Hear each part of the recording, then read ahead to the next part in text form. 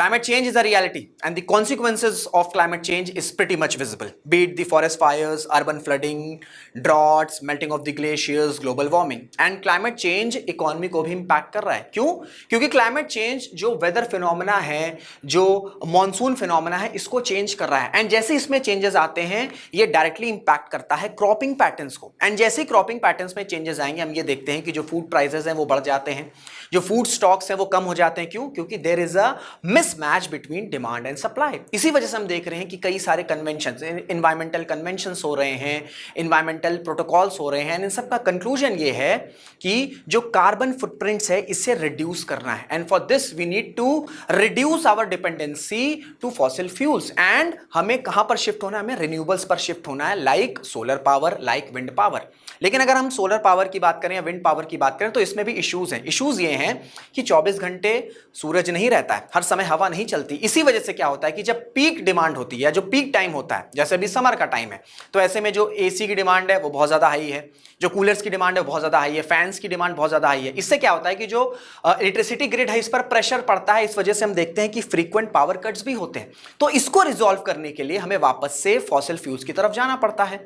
लेकिन अब इसको रिजॉल्व करने की एक टेक्नोलॉजी आ गई है, एंड वो टेक्नोलॉजी का नाम है V2G, that is vehicle to grid. तो ये जो V2G टेक्नोलॉजी है ये है क्या, और क्या जो व्हीकल टू ग्रिड टेक्नोलॉजी है ये इंडिया के पावर सेक्टर में जो इश्यूज हैं इसको रिजॉल्व कर सकती है? आज के क्लास में इन्हीं सब पर हमारा डिस्कशन होने वाला है. हेलो एंड नमस्कार, this is Rishabh Singh and you are watching Shriram साईज यूट्यूब चैनल. इसी तरीके की एनालिसिस, क्वालिटी कंटेंट आपको इस चैनल पर मिलती है, तो रिक्वेस्ट है चैनल को सब्सक्राइब जरूर कर लीजिएगा. और मैं आपको बता चुका हूं, मेरे पीछे आप पिक्चर देख रहे हैं कि ये जो फोटोज आपको देखने को मिल रही है, चाहे हम ग्लेशियर मेल्टिंग की बात कर लें, चाहे हम फॉरेस्ट फायर्स की बात कर लें, हम फ्लडिंग की बात कर लें, हम स्टॉर्म्स की बात कर लें, साइक्लोन्स की बात कर लें, ये सारी चीजें क्या है? ये सारी चीजें क्लाइमेट चेंज, ये सारी चीजें क्या है? ये सारी चीजें क्लाइमेट चेंज के कॉन्सिक्वेंसेस हैं. इसी वजह से क्लाइमेट चेंज पर डिस्कशन हो रहे हैं. लेकिन प्रॉब्लम ये है कि जो डिस्कशन होते हैं कॉन्वेंशंस में, प्रोटोकॉल्स में, उस तरीके से इंप्लीमेंटेशन नहीं होता. डेवलप्ड कंट्रीज के अपने स्टांस हैं, डेवलपिंग कंट्रीज के अपने स्टांस हैं.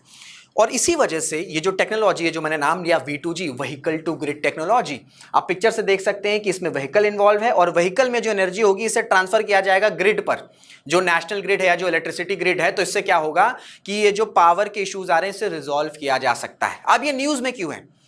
देखिए, इसका कॉन्टेक्स्ट ये है, कॉन्टेक्स्ट से पहले आपको समझना होगा कि क्या ये जो V2G टेक्नोलॉजी है, क्या ये इंडिया के पावर सेक्टर को रिजॉल्व कर सकता है? जो भी इश्यूज इन्वॉल्व हैं कैसे रिजॉल्व कर सकता है? इसी के राउंड जो हमारा डिस्कशन भी होने वाला है.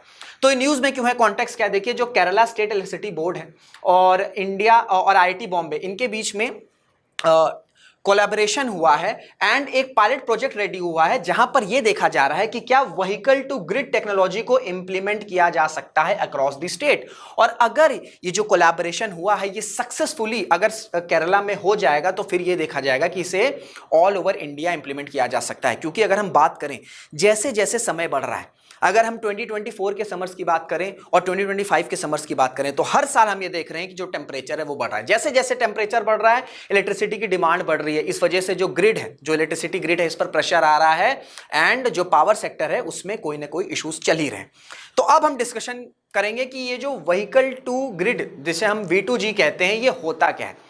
देखिए, ये आपको पिक्चर देखने को मिल रही है, ठीक है? इस पिक्चर से मैं आपको पूरी चीजें समझा दूंगा. ये आपको व्हीकल दिख रही है, ये आपको इलेक्ट्रिसिटी ग्रिड दिख रही है, बीच में आपको ये चार्जिंग, जो चार्जिंग केबल जिससे चार्जिंग हो रही है, ये आपको समझ में आ रहा है, और ये फिर यहां से ट्रांसफर हो रहा है हाउस.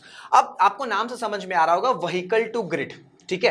अब व्हीकल टू ग्रिड में आपको दो केसेस देखने को मिलेंगे, ठीक है? दो केसेस देखने को मिलेंगे. एक केस ये है कि जो नेशनल, ये जो इलेक्ट्रिसिटी ग्रिड है, इससे क्या होगा कि जो कार है ये चार्ज होगा, ठीक है? इससे क्या होगा कि जो कार है ये चार्ज होगा.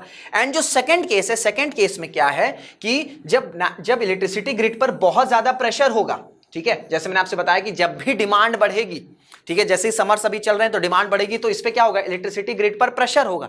तो इस प्रेशर को रिजॉल्व करने के लिए सेकंड केस आता है, जहां पर जो ये बैटरी है, जो चार्जिंग करी गई है बैटरी की, जो बैटरी बची हुई है इसमें, जो इसमें इलेक्ट्रिसिटी बची हुई है, इसको हम वापस भेजेंगे किसमें, इलेक्ट्रिसिटी ग्रिड में. तो ये आपका कुल मिलाकर व्हीकल टू ग्रिड टेक्नोलॉजी होता है. और ये जो ट्रांसफर हो रहा है इसमें ये ध्यान दिया जाएगा कि जो time of use electricity rates है इस पर बहुत ज्यादा इंपैक्ट ना पड़े. ये आपके प्रिंस में पूछा जा सकता है.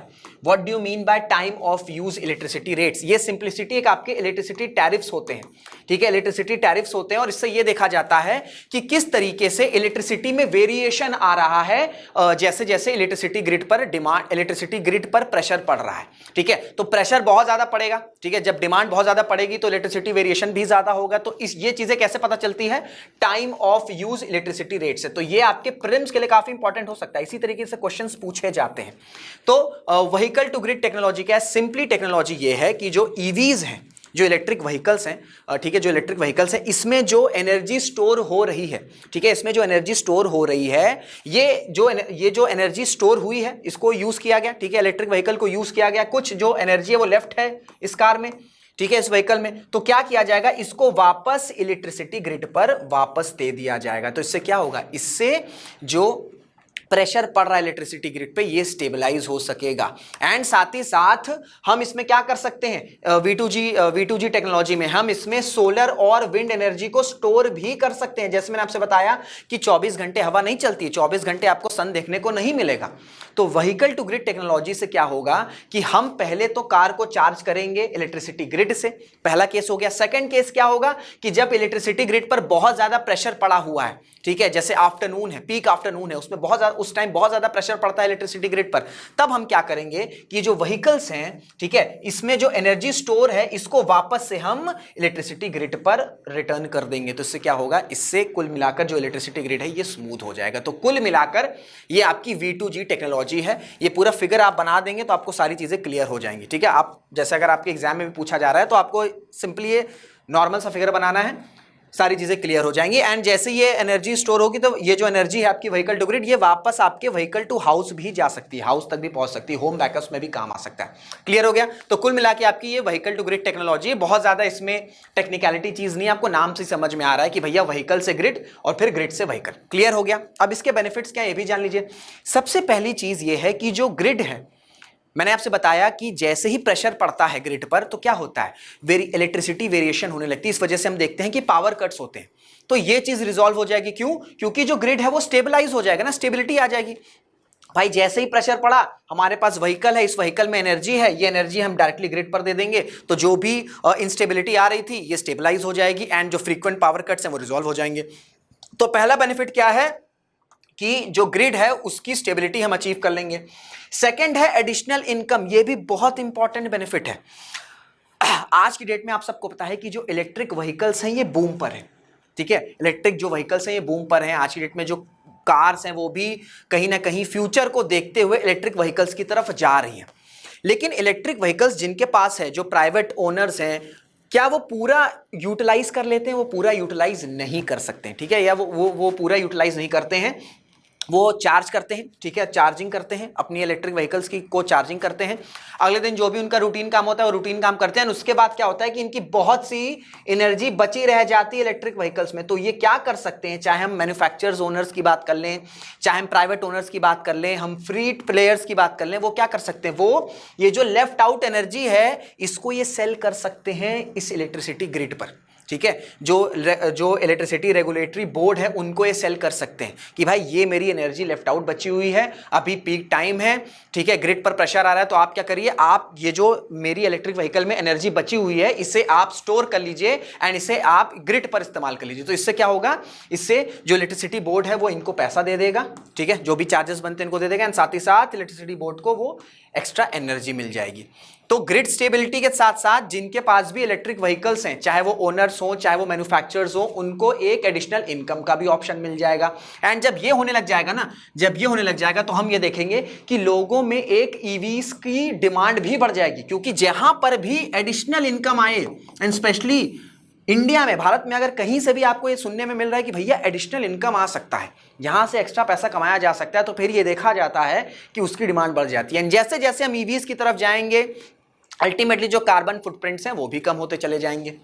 तीसरा है आपका, जैसे मैंने आपको बताया कि जो रिन्यूएबल सपोर्ट है, जो रिन्यूएबल एनर्जी है, इनको भी सपोर्ट किया जा सकता है। क्या होगा कि ये जो एनर्जी है, ठीक है, जस्ट अ सेकेंड, ये जो एनर्जी है इसमें हम ये जो व्हीकल टू ग्रिड टेक्नोलॉजी, इसमें हम सोलर और विंड पावर को स्टोर कर सकते हैं एंड जैसे जैसे रिक्वायरमेंट होगा फिर हम उसे यूज करते रहेंगे। क्योंकि मैं आपसे बता चुका हूं कि 24 घंटे ना सन अवेलेबल रहता है ना ही हवाएं चलती हैं हर समय।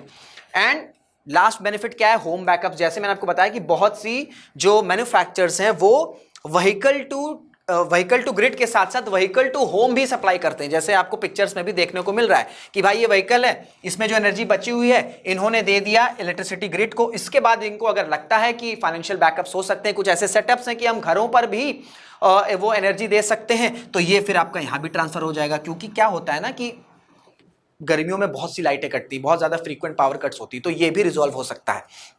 इससे क्या होगा कि वो एडिशनल इनकम भी बन रहा है, साथ ही साथ होम जो घर हैं उन पर भी जो पावर कट्स हैं ये रिजॉल्व हो सकता है। तो ये आपके मिला के 3 से 4 ऐसे बेनिफिट्स हैं जो आप अगर इस तरीके से मेंशन कर दोगे तो आपको ठीक ठाक नंबर मिल जाएंगे। और ये जो V2G टेक्नोलॉजी है ना, ये कभी कभी आपके प्रिंस में डायरेक्टली पूछी जा सकती है ये क्या होता है, कभी कभी आपसे फुल फॉर्म भी पूछा जा सकता है। इस वजह से मैं सारी चीजें आपको बता रहा हूं।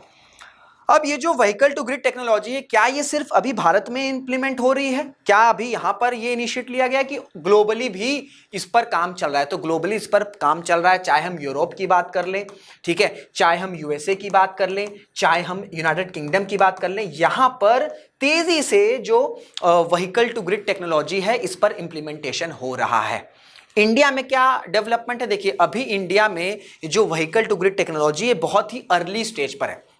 इसी वजह से जो ये जो न्यूज़ है ये भी यही है कि अभी कोलैबोरेशन स्टार्ट हुआ है, अभी पायलट प्रोजेक्ट है। पायलट प्रोजेक्ट का मतलब ही ये होता है कि ट्रायल बेसिस पे किया जा रहा है कि क्या ये टेक्नोलॉजी काम कर सकती है, और अगर ये एक स्टेट में सक्सेसफुली काम कर जाएगी तो फिर इसी सक्सेस को रेप्लिकेट किया जाएगा डिफरेंट स्टेट पर।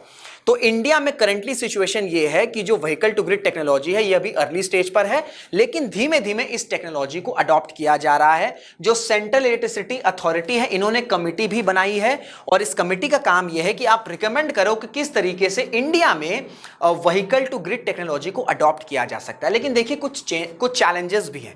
अगर हम यूरोप की बात करते हैं, हम यूएसए की बात करते हैं, हम यूनाइटेड किंगडम की बात करते हैं, इनके में अलग सोसाइटी है, ठीक है, और इंडिया में कंप्लीटली अलग सोसाइटी है, ठीक है। तो अभी हमारे में ईवीज का वो अडॉप्शन ही धीमे धीमे वो अडॉप्शन किया जा रहा है। व्हीकल टू ग्रिड टेक्नोलॉजी को डायरेक्टली अडॉप्ट करना से पहले हमें लोगों को अवेयर करना होगा कि ये इसके बेनिफिट हैं, इस तरीके से चीजें की जा सकती हैं, एंड गवर्नमेंट को फाइनेंशियल इंसेंटिव्स भी प्रोवाइड किए जाने चाहिए, जैसे ईवीज पर किए जा रहे हैं। इसी वजह से आप देख रहे हो कि बहुत से ईवी व्हीकल्स आ रही हैं।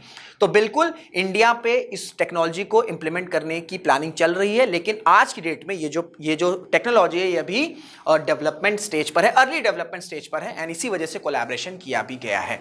तो व्हीकल टू ग्रिड टेक्नोलॉजी क्या है, आई गेस आपको समझ में आ गया होगा। ये इसके बेनिफिट्स क्या हैं ये भी मैंने आपको समझाने की कोशिश करी, एंड अभी इंडिया में क्या सिचुएशन है ये भी मैं आपको बता दिया।